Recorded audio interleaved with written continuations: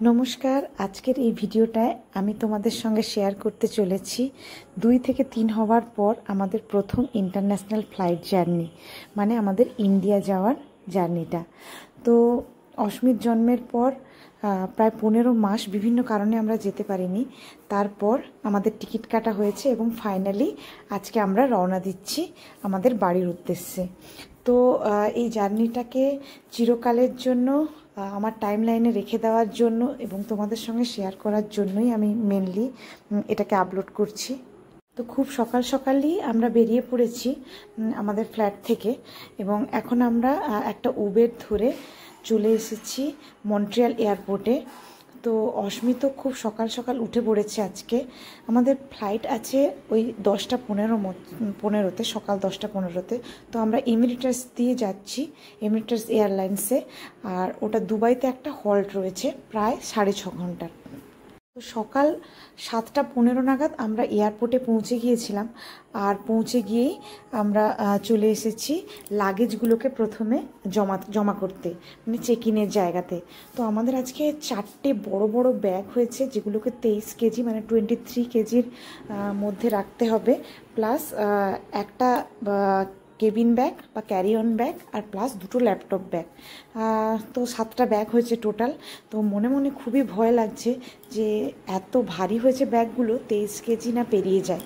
যদিও বাড়িতে একটা ছোট্ট আমাদের ওয়েট মেশিন ছিল, আর ওটা দিয়ে আমরা অনেক মানে মেজার করে রেখেছি, তবুও বলা যায় না যদি বেশি হয়ে যায় তখন কি হবে, সেই নিয়ে মনের মধ্যে একটা চিন্তা চলছিল।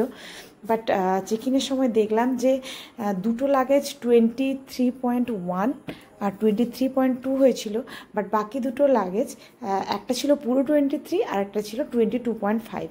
তো ফাইনালি লাগেজগুলোকে চেক ইনে দিয়ে দেওয়ার পর আমরা একটু রিলিফড হলাম। তো সকাল সকাল বেরোনোর জন্য অস্মিতকে সেরকম কিছু খাইয়ে আনিনি, বাট ভোরবেলা উঠেই ওর জন্য মাফিন বানিয়েছিলাম, প্লাস ফ্রেঞ্চ ফ্রাই আর ডিম সেদ্ধও বানিয়ে আনা হয়েছিল। তো এখন ওকে একটু মাফিন দিলাম, মাফিনটা খেতে ও ভারী ভালোবাসে। তাই ওই আর এয়ারপোর্টে পৌঁছে সকাল সকাল এত লোকজন এবং নতুন জায়গা দেখে ও ভীষণ এক্সাইটেড। মানে ওর খুব টায়ার্ড লাগছে, ঘুম ঘুম পাচ্ছে, বাট ও একটুও ঘুমোচ্ছে না। খাওয়া দাওয়া করলো, ওকে একটু মাফিন খাইয়ে দিলাম। আর খাওয়ানোর পরে আমরা ভেবেছি এবার আমরা সিকিউরিটি চেকিং করব। যেহেতু বাচ্চা নিয়ে প্রথমবার আমরা ফ্লাইট জার্নি করছি বা বাইরে বেরোচ্ছি, বেসিক্যালি এত বড় একটা ইন্টারন্যাশনাল জার্নি, তো মনের মধ্যে বেশ একটা ভয় এবং একটা টেনশানও কাজ করছে। জানি না কিভাবে কি হবে, তাই আগের দিন রাত্রিবেলা তো ঘুমই হলো না। বাট এখন দেখছি যে অস্মিত কিন্তু খুবই এনজয় করছে এবং এখন যতক্ষণ ওকে এয়ারপোর্টে জাগিয়ে রাখতে পারবো ফ্লাইটে ওঠার পর ও তত তাড়াতাড়ি ঘুমিয়ে যাবে, সেটা একটা প্লাস পয়েন্ট হবে আমাদের। তাই ভেবে ও যেহেতু মানে জেগে থাকছে এবং খেলাধুলা করছে, আমরাও তাকে উৎসাহিত করছি। তো এয়ারপোর্টের মধ্যেই হোমমেড ব্রেকফাস্ট সেরে আমরা সিকিউরিটি চেকিং করলাম। তো এবার যেটা দারুণ মজা হয়েছে যে আর ব্যাগগুলোকে খুলতেই হলো না।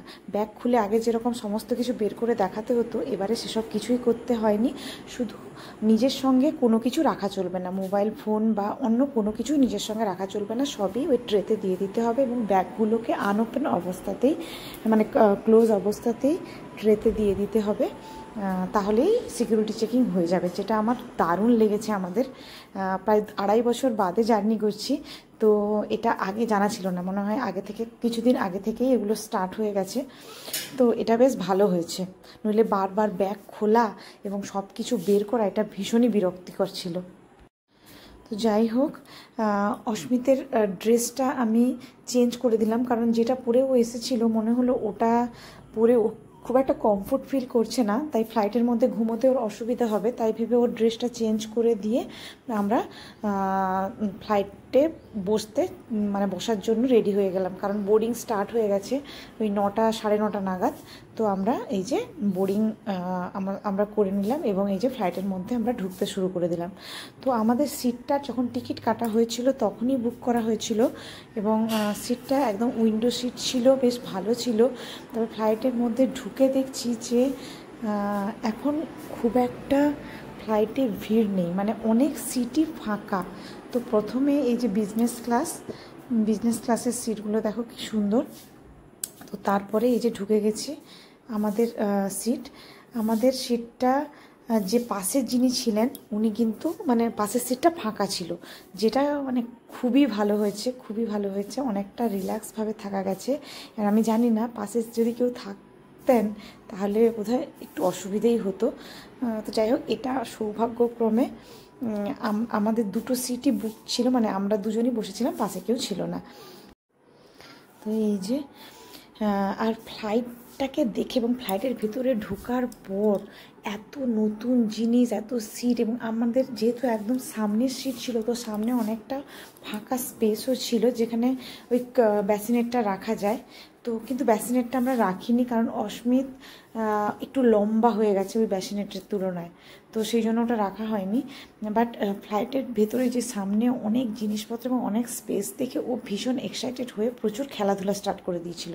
আর এই যে এটা বেবির জন্য স্পেশাল দিয়েছে ওরা ওই প্যাকেটটা, যার মধ্যে বেবির ব্ল্যাঙ্কেট, টিস্যু, তারপরে বিপ, স্পুন, ক্রিম এবং একটা খেলনা, এরকম অনেক কিছুই রয়েছে।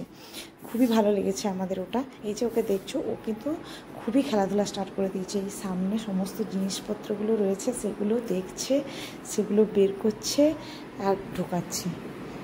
মানে ও তো ভীষণই এক্সাইটেড, ভীষণই মানে চঞ্চল হয়ে গেছে। আমরা বুঝতে পারছি ওর প্রচণ্ড ঘুম পেয়েছে, কারণ ও ভোর 5টা থেকে উঠেছে, এখন প্রায় 10টা বাজতে চললো।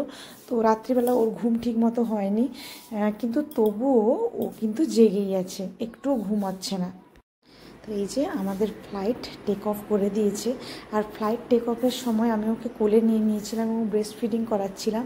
তো যেহেতু ও ভীষণ টায়ার্ড ছিল সেই সময়ও ঘুমিয়ে পড়েছে। তো ও ঘুমিয়ে পড়েছে, এই যে দেখতে পাচ্ছ সুন্দরভাবে ঘুমিয়ে পড়েছে আমার কোলে। তো ও যেহেতু ঘুমিয়ে পড়লো, আমরা তাই ভাবলাম যে এখন একটু সিনেমা দেখা যাক। তো আমরা একটু সিনেমা চালালাম এবং ওরা মেনু দিয়ে গেল, মেনু কার্ড। এই যে এমিরেটসের খাবার কিন্তু ভীষণ ভীষণ ভালো, ব্রেকফাস্ট, লাঞ্চ আর একটা স্ন্যাক্স দেয় ওরা। তো ওরা ব্রেকফাস্ট খুব তাড়াতাড়ি লাঞ্চ দিয়ে গিয়েছিলো, যেহেতু আমাদের ফ্লাইটটা ছিল ওই 10টা-15-তে, তাই 12টা নাগাদ ওরা লাঞ্চ দিয়ে দিয়েছিল। আর আমরা সুন্দরভাবে লাঞ্চ করেও নিয়েছিলাম। তারপরে অস্মিত উঠলো, মোটামুটি ও 2.5 ঘন্টা মতো ঘুমিয়ে গিয়েছিল। তারপরে ও উঠে ওকে এবার আমরা লাঞ্চ করালাম। তো যেহেতু ফ্লাইটের মধ্যে ও কি খাবে না খাবে বুঝতে পারছিলাম না, আর ও ফ্রুট খেতে ভীষণ ভালোবাসে, তাই ওকে ওই ফ্রুটই দিয়েছিলাম আর কিছু স্ন্যাক্স। তারপরে ওকে নতুন কিছু খেলনা এনেছিলাম ওর, যেগুলো ও আগে কখনো দেখেনি, সেগুলো দিয়ে ওকে খেলাচ্ছিলাম। এই যে দেখতে পাচ্ছ ও খেলছে, প্লাস তার কিছু এই যে কালারিং পেন্সিল আর এই মেলিসা অ্যান্ড ডগের এই যে ম্যাস ফ্রি কালার বুকটা, এটা ওর মামা মামি দিয়েছিল এবং এটা ভীষণই সুন্দর। তো এটা ও কালার করছে এখানে বসে বসে, আমিও করছি, আমিও ভীষণ এনজয় করছিলাম এই জিনিসটা, বেশ মজা লেগেছিল আমার। তো এগুলো দিয়ে ওকে অনেকক্ষণ বিজি রেখেছিলাম। আর যেহেতু আমাদের উইন্ডো সিট ছিল, ও মাঝে মাঝে উইন্ডো খুলছে লাগাচ্ছে এবং বাইরের ভিউজটাও ও দেখছিল। তো এরকম করতে করতে অনেকক্ষণ, প্রায় 5 ঘন্টা মতো ও জেগেছিল। তারপর এই যে এখন আমাদের সকালবেলার ফ্লাইট ছিল, তারপরে হঠাৎ করে রাতও হয়ে গেছিলো এবং এখন ধীরে ধীরে ভোর হচ্ছে আর আমাদের দুবাইতে নামারটা হচ্ছে ওই সকাল দুবাইয়ের সকাল 6টা না 6:30 নাগাদ। তো এই যে সুন্দর সকাল হয়ে গেছে। তো মাঝে অস্মিত আর একবার ঘুমিয়েছিল ওই 1.5 ঘন্টা মতো। তারপর এখন আমাদের ফ্লাইটটা ল্যান্ড করছে দুবাইতে।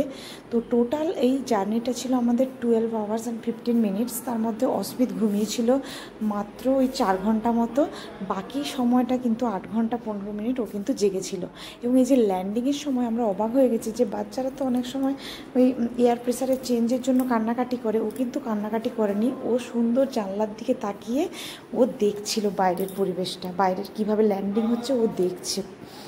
বাচ্চাদের সঙ্গে জার্নি করলে ওই উইন্ডো সিট থাকাটা কিন্তু একটা ভালো মানে হেল্প হয় এতে।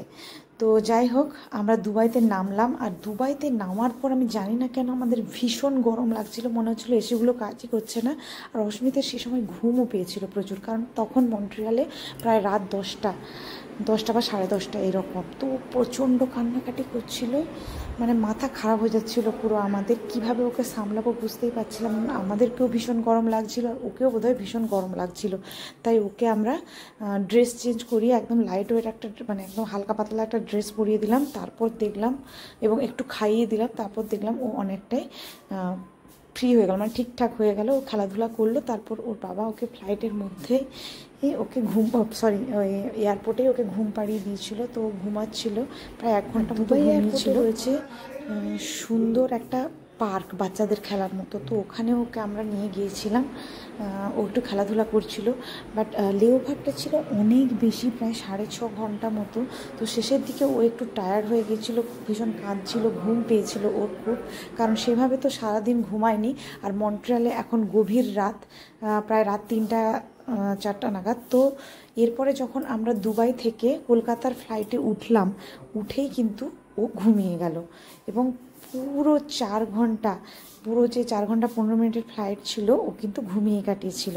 আর তারপর কলকাতায় নামলাম, আর নামার পর লাগেজ নিয়ে ইমিগ্রেশন করে, যেগুলো খুব স্মুথলি হয়ে গিয়েছিল, দেখা হলো আমার ভাই এবং আমার কাকুর সঙ্গে। প্রায় 2.5 বছর বাদে বাড়ির লোকজনকে দেখতে পেয়ে এত আনন্দ হয়েছিল, এবং তারা প্রথমবার দেখেছিল অস্মিতকে। তো জার্নিটা খুব ভালো হলো। তোমাদের কেমন লাগলো জানি।